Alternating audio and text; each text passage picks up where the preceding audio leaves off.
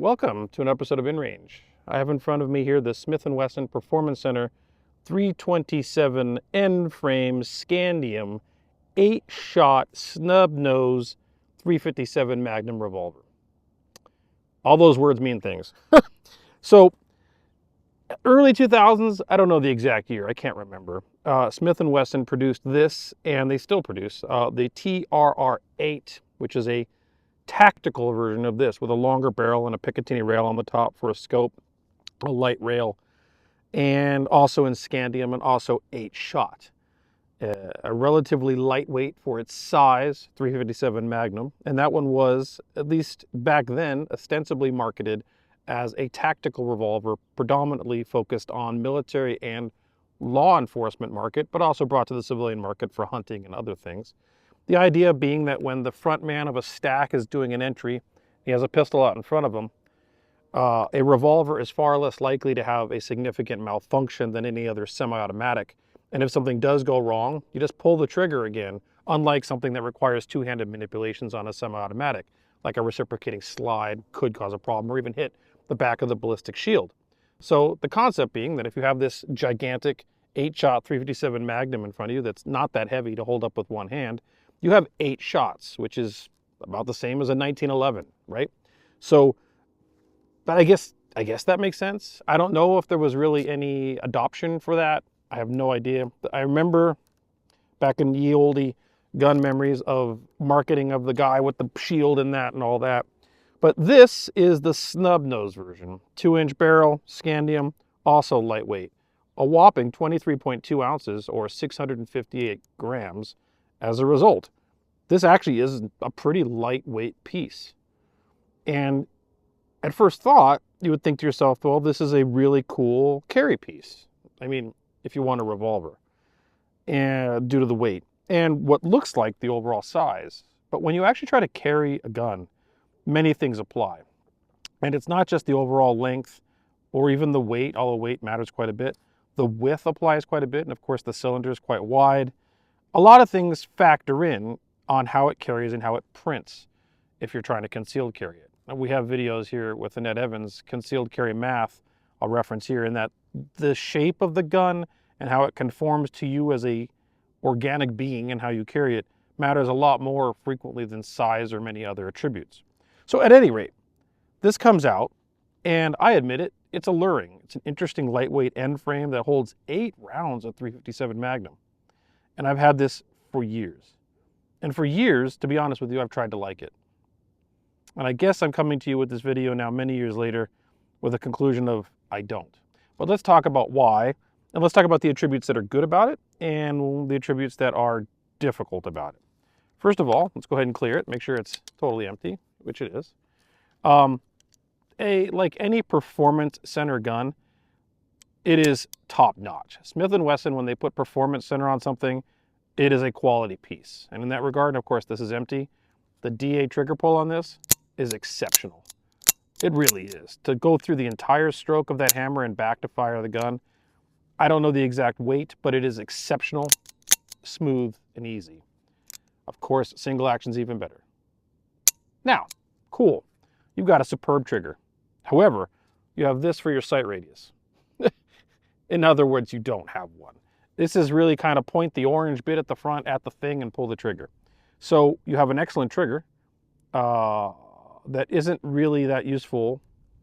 It's nice to have a good trigger, but it's not that useful in terms of any application because the reality is the sight radius is so small that it's sort of irrelevant. So this comes back to, is this a big J frame, although it's an N frame, like something you try to carry as a backup piece? And no, this is really a primary carry piece. This is if you wanted to carry a gun that wasn't a semi-automatic, but still want 8 shots, this is a revolver for that. I can tell you right now that there's no way to carry this in a way that you would carry a J frame, at least not comfortably. Now, another benefit, of course, this thing is cut for moon clips. So, moon clips, of course, hold all 8 rounds of ammunition in a little metal circle, World War I innovation, that when you eject, all 8 fall out, boom, you put another 8 in. So in theory, you've got 8 in the gun, and then you've got 8 in your pocket in this moon clip. However, how many of you out there have ever tried to carry a moon clip? I'll tell you right now, it's a giant nightmare. It's not comfortable. You put it in a pocket, it's weird, it feels awkward. If you put it in a carrying clip on your belt, it sticks out in a way that a magazine does not. So yeah, you can reload real fast, and maybe that made more sense for the TRR-8 tactical revolver. But if you're carrying this thing, an extra moon clip in your pocket so you have 16 rounds, which is good to carry extra ammunition if you're up for it, doesn't carry well. Moon clips don't carry well. In fact, I have a bag of accessories that I've used over time to try to make this gun more viable. Let me show you some of them. This goes on your belt. Now this is technically a competition doodle. This holds a moon clip, fully loaded moon clip. A box of moon clips. Another one of those doodads. Of course, because 357, 38 Special are rimmed cartridges, you don't necessarily have to use moon clips. So here's a thing that holds 4 rounds, so you can load it without moon clips. Then we've got, what else we got here? We got a way to load the moon clips. I'll get this all closer up in a minute. A way to unload the moon clips. I'll tell you, if you've ever loaded or unloaded moon clips, that's a thing in its own right. And speed loaders. Here's a speed loader, a traditional speed loader. This is if you wanted to reload without a moon clip. So again, if you've ever carried speed loaders, putting this in your pocket is a unwieldy deal, and having it on your belt, it's really wide and broad and it prints terribly. So reloads are a challenge. Anyways, let's go ahead and turn the camera around. Let me show you some of these accessories. We'll go through loading and unloading a moon clip. We'll do a little shooting, and then we'll come back for a conclusion. As I said, because these are rimmed, 38 Special, 357 Magnum, you can use it without moon clips, right? Boop. Just like you would any other revolver. However, truthfully, you want to be using moon clips. So, here we got some moon clips. I don't know if you've ever used a moon clip before, but trying to put these little guys in here by hand is... You could do it. It's not the end of the world. But it's really kind of annoying. So, that's what this moon clip loader is for. You put that on there, and then you put the cartridge, you line it up, and it does the little snappy part for you. If you lined it up. There it goes. And you do this, of course, 8 times.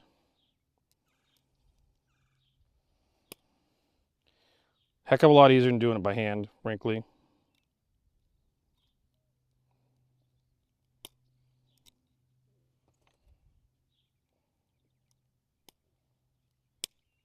You can hear how those snap in there. They're serious. They're not going to get lost.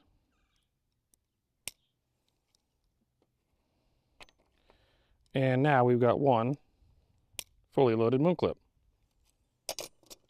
And you can see what I mean by how bulky this is. This is a large thing compared to a magazine in your pocket or on your belt. But it's convenient because you just kind of wiggle them and you get 8 in immediately. And all 8 come out at the same time. You know what's harder than loading a moon clip? Unloading a moon clip. So now you want to reuse this thing. You have to like pull them off without bending the moon clip. It's harder than it looks. That's what this is for. So you stick this little guy in here, and then it kind of pushes them off for you from the inside out. You may not need the moon clip loader, but I have found the unloader to be nearly essential. So now, to not use a semi-automatic, we now have a moon clip loader, a moon clip unloader, moon clips, maybe speed loaders, all of this, and all of it's bulky and kind of unwieldy. All right, we're out here.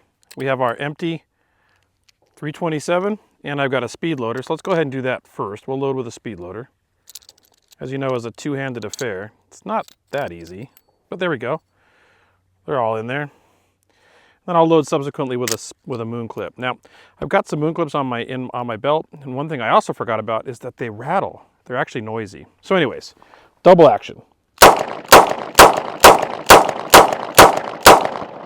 That's 8. Now, to unload, open the action, turn it upside down. Most just fall out. I'm a proponent not of smacking it, of just like hitting it with your thumb or your forefinger. Get them out. In case you have a stuck case, you don't want to implant that on your palm. So now, let's go ahead and get our moon clip and try to wiggle that in. It's harder than it looks. It's kind of a two-handed affair. You kind of have to like wiggle and turn till you get it in. There it is. There we go. Open it up. There they go. So it is quick to reload. They're just bulky and awkward to carry. Okay, I went back to the car and got another moon clip. As you can see, they're kind of large and wieldy. But again, got to line it up. They kind of just fall right in. That's pretty quick. It's not always as easy as that. Of course, you can single action this, or you can double action it.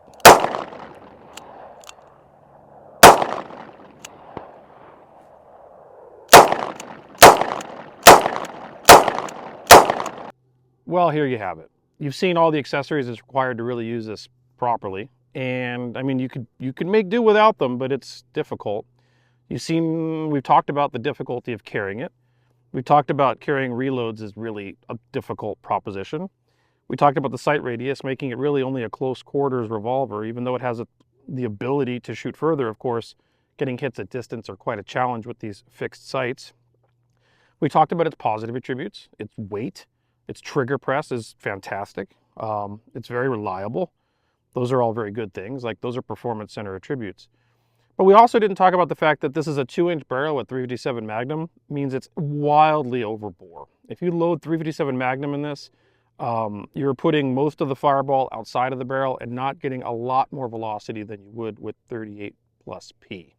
So, I mean, you do get more. I'm not saying you don't get any, but when you look at the recoil and the fact that you're actually kind of like eroding the gun, there's even a protective plate right here to help protect from erosion against the frame. And you're blowing most of that fireball out the front in terms of light fire and noise, but not necessarily terminal ballistics. 357 Magnum doesn't make a lot of sense in this 2-inch snub nose version. Probably made more sense in the TRR8 with the longer barrel. So that means with this, you're really down to 38 plus P or just regular 38 special. Although 38 plus P does get quite a bit more performance out of this, even with a 2-inch barrel, than standard 38 special, so why not use that? However, in a world where a gun like this exists, this is just a little Ruger subcompact 380. This holds 7 rounds of 380. Now, of course, that's one less than 8 rounds of this, and you could say it's one round less of 8 rounds of 357 Magnum, but 357 Magnum out of this ain't all that. 380 out of this, 30 out of this, not that big a difference. And this thing conceals and carries wonderfully. First of all, the magazine is nice and small and thin. You can throw these in a pocket or in a pouch and it's not going to print. This little guy, rounded edges, will just kind of disappear if you try to carry it. And you've got 8 rounds of semi-automatic capability, as well as, ironically, the sight radius is actually slightly more. At any rate, so maybe when this thing came out, and I can't remember, when this came out, little subcompacts like this weren't a thing on the market. If they were specialized and I wasn't aware of them. So in that regard, the options were much more limited. And this kind of made sense then. But in 2024, unless you're just a revolver aficionado or you want to compete in a specific division in competition with a revolver, quite honestly, this gun makes absolutely 0 sense to me. I don't know why this is still in production. I believe it is, but there must be people wanting it. And I guess the appeal of a revolver, the Scandium, the modern technologies used to manufacture it. But in truth, as a carry gun, it leaves pretty much everything on the table, and you're better off with something that is 1/5 the price, 1/3 the price, 1/4 the price of this with something like this. And I'm not talking about this Ruger subcompact. There's tons of these on the market, right? Pick one. But they're all going to be around $300 or something like that. And this thing is over $1,000, typically speaking. So why this exists now, I don't know. But it is an interesting piece of firearms history. So hopefully you enjoyed this video and this no-nonsense approach to this topic. We try to really bring knowledge to the table with things that we've done sometimes for years. I've tried to use this gun for years, and I'm coming to you with the experience of trying to use it for years and coming to the conclusions that I've come to now. And if you like that kind of no-nonsense approach, we're not here sponsored by any corporate overlords that no gods, no masters. If you like that approach to this topic, please consider supporting us. It is really you, the viewer, that keep InRange TV alive. You can find us at patreon.com/InRangeTV. And if you can't, you know what? Subscribe and share with your friends. Help us defeat that algorithm. Maybe leave a comment below. And that, what do they say? Click the bell? Click the bell. I don't know. But if you can, patreon.com/InRangeTV. Regardless, thank you for being here. Thank you for watching. We'll see you next time.